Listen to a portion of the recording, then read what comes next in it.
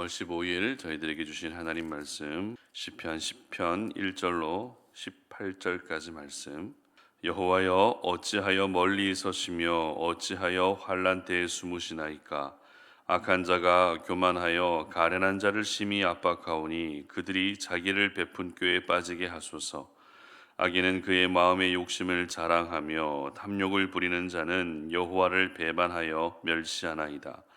악인은 그의 교만한 얼굴로 말하기를 여호와께서 이를 감찰하지 아니하신다 하며 그의 모든 사상에 하나님이 없다 하나이다. 그에게는 언제든지 견고하고 주의 심판은 높아서 그에게 미치지 못하오니 그는 그의 모든 대적들을 멸시하며 그의 마음에 이르기를 나는 흔들리지 아니하며 대대로 환난을 당하지 아니하리라 하나이다. 그의 입에는 저주와 거짓과 포악이 충만하며 그의 혀 밑에는 잔해와 죄악이 있나이다. 그가 마을 구석진 곳에 앉으며 그 은밀한 곳에서 무죄한 자를 죽이며 그의 눈은 가련한 자를 엿보나이다. 사자가 자기의 굴에 엎드린 같이 그가 은밀한 곳에 엎드려 가련한 자를 잡으려고 기다리며 자기 그물을 끌어당겨 가련한 자를 잡나이다. 그가 굽으려 엎드리니 그의 포악으로 말미암아 가련한 자들이 넘어지나이다. 그가 그의 마음에 이르기를 하나님이 잊으셨고 그의 얼굴을 가리셨으니 영원히 보지 아니하시리라 하나이다. 여호와여, 일어나옵소서. 하나님이여, 손을 드옵소서. 가난한 자들을 잊지 마옵소서. 어찌하여 악인이 하나님을 멸시하여 그의 마음에 이르기를 주는 감찰하지 아니하리라 하나이까. 주께서는 보셨나이다. 주는 재앙과 원한을 감찰하시고 주의 손으로 갚으려 하시오니 외로운 자가 주를 의지하나이다. 주는 벌써부터 고아를 두시는 이시니이다. 악인의 팔을 꺾으소서. 악한 자의 악을 더 이상 찾아낼 수 없을 때까지 찾으소서. 여호와께서는 영원 무궁하도록 왕이시니 이방 나라들이 주의 땅에서 멸망하였나이다. 여호와여, 주는 겸손한 자의 소원을 들으셨사오니 그들의 마음을 준비하시며 귀를 기울여 들으시고 고아와 압제당하는 자를 위하여 심판하사 세상에 속한 자가 다시는 위협하지 못하게 하시리이다. 아멘. 답답한 마음을 하나님께 호소하라 라는 제목으로 오늘 아침 말씀 전합니다. 우리 사회 안에서 일어나고 있는 여러 가지 부조리의 모습은 보는 이들로 하여금 답답함과 분노를 항상 유발시키는 그런 요소인 것 같습니다. 사회 부조리가 과거에 비해서는 많이 사라졌다고는 하지만 아직도 곳곳에는 여전히 부조리의 모습들이 많이 보이고 있습니다. 소위 가진 자에게는 필요 이상으로 많은 혜택들이 돌아가지만 가지지 못한 자에게는 너무하다 싶을 정도로 더 많은 상처와 아픔을 겪게 하는 이러한 사회 구조는 하루라도 빨리 사라졌으면 좋겠다는 생각이 드는데요. 이와 같은 사회의 구조 때문에 가진 자들은 어떻게 살아갑니까? 더욱더 자신이 가진 재물과 권력을 의지하며 큰 소리치며 살게 됩니다. 하지만 상대적으로 많은 것을 가지지 못한 자들은 사회 속에서 큰 소리를 내지 못하고 항상 주눅들고 의기소침해하며 살게 되는 것 같습니다. 그렇다면 이렇게 우리가 많이 가지지 못한 가운데에서 살아가면서 누구를 의지하며 살아가야 하는 것일까요? 오늘 본문이 바로 이와 같은 질문에 대한 해답을 주고 있습니다. 오늘 읽었던 시편 10편 말씀은 표제가 없기 때문에 누가 쓴 시인지는 정확하게 알 수 없습니다. 그러나 사용하고 있는 표현과 문장 구조를 보게 되면 아마도 다윗이 썼을 가능성이 높습니다.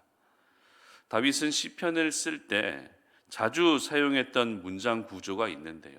어떤 문장 구조인가 하면 전반부에서는 고통과 괴로움과 안타까운 마음, 서러움과 같은 그런 감정들을 전반부에서 표출하지만 마지막 후반부에서는 결국 하나님에 대한 확신으로 모든 시를 마무리하고 있기 때문입니다. 그런데 오늘 시편 말씀도 역시 이와 같은 구조를 그대로 반영하고 있기 때문에 다윗이 썼을 가능성이 크다는 것이죠.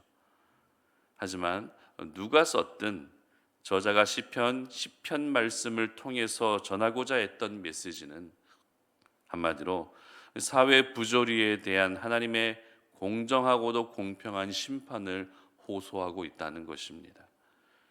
그렇다면 저자가 느낀 사회의 부조리는 구체적으로 어떤 모습이었을까요? 오늘 본문 2절 말씀 한번 보도록 하겠습니다. 2절입니다. 악한 자가 교만하여 가련한 자를 심히 압박하오니 그들이 자기가 베푼 꾀에 빠지게 하소서. 아멘. 바로 가련한 자를 압박하는 악인들의 모습, 이와 같은 부조리를 보며 답답함을 느끼고 있었다는 것입니다. 저자는 오늘 본문에서 가련한 자라고 하는 표현을 5번 사용하고 있는데요. 가련한 자라는 것은 가난한 자를 의미하는 것입니다.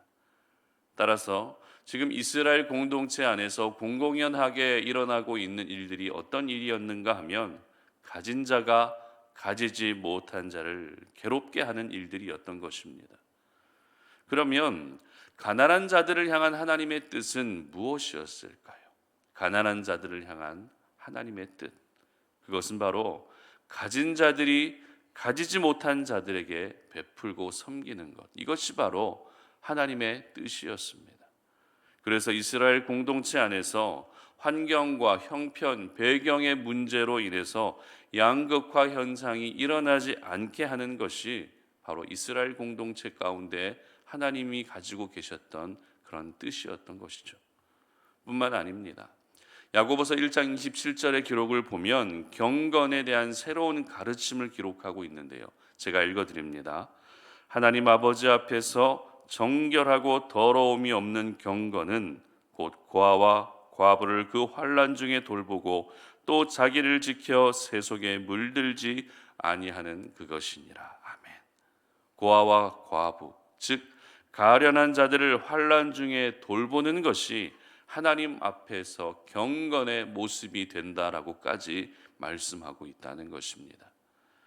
이처럼 하나님은 사회 속에서 가련하게 살아가는 사람들을 향한 마음이 특별했습니다. 그들을 괴롭게 하는 것이 아니라, 그들을 핍박하고 압박하는 것이 아니라, 그들을 더욱더 고통으로 몰아가는 것이 아니라 오히려 사랑하고 섬기는 것이 하나님의 백성으로서 마땅히 살아야 할 삶이라는 것을 말씀하고 계시는 것입니다. 하지만 현실은 어떻습니까? 오늘 저자가 보고 느낀 것처럼 가련한 자들이 더욱더 심한 고통을 받고 있습니다. 보호받아야 할 가련한 사람들이 보호는커녕 더욱 심한 고난과 핍박과 박해를 받고 있는 것이 이스라엘 현재의 모습이었던 것입니다. 그렇다면 이와 같은 사회의 부조리를 보면서 저자가 느낀 감정은 어떤 감정이었을까요? 오늘 1절 말씀 다 함께 읽어봅니다. 여호와여 어찌하여 멀리 서시며 어찌하여 환난 때에 숨으시나이까. 바로 어찌하여라고 하는 반복되는 표현을 통해서 저희들은 오늘 저자의 심정을 헤아릴 수 있는 것 같습니다. 그 심정은 답답함이었습니다. 그 심정은 속상함이었습니다. 그리고 원통함의 마음이 섞인 그러한 감정을 오늘 저자의 모습을 통해서 보게 된다는 것입니다. 강자가 약자를 괴롭게 하고 악인이 의인을 괴롭게 하고 가진 자가 가지지 못한 자를 압박하는 부조리를 보면서 오늘 저자는 답답한 마음을 강하게 느끼고 있었던 것입니다. 그런데 이와 같은 마음은 세상을 살아가면서 저희들 역시 느낄 때가 많이 있는 것 같습니다. 상식적으로 이해가 되지 않고 도덕적으로도 납득이 가지 않는데도 오히려 악인들이 더욱더 큰 소리를 치고 악인들이 더욱더 당당하고 강자가 약자를 괴롭게 하는 모습을 보면서 저희들도 그 마음이 답답해져 올 때가 참 많이 있다는 것입니다. 그런데 이와 같은 답답함은 결국 하나님을 향한 서운한 마음에서 시작되는 것 같은데요. 하나님이 살아계시다면 이와 같은 사회의 부조리를 왜 가만히 보고 계시는지 하나님께 서운함이 생기면서 그 마음이 점점 더 답답해져 온다는 것입니다. 그러나 오늘 이 아침에 저희들이 기억해야 할 것은 사회의 부조리를 보며 답답한 마음이 밀려온다 할지라도 어떻게 해야 됩니까? 그 마음을 하나님께 호소해야 한다는 것입니다. 사람에게 호소하는 것이 아니라 하나님께 호소해야 한다는 것입니다.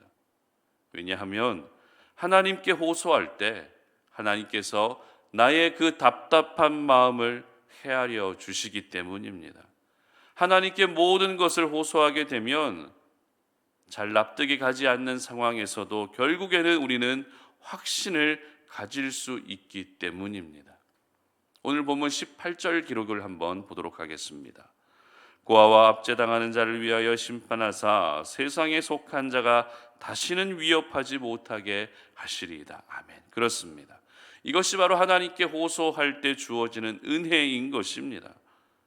하나님께 호소하게 되면 세상에 속한 모든 악한 자들을 하나님께서 심판하시고 그들이 다시는 약자들을, 가지지 못한 자들을, 가련한 자들을 괴롭게 하는 일들이 없도록 하나님이 막아주신다는 것입니다.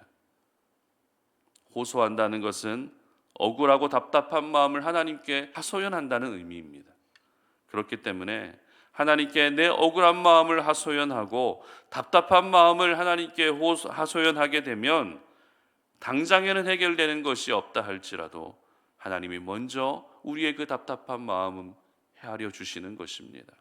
그리고 결국에는 공평하게 심판하시고 하나님이 판단하시게 될 것을 우리가 확신하게 되는 것입니다.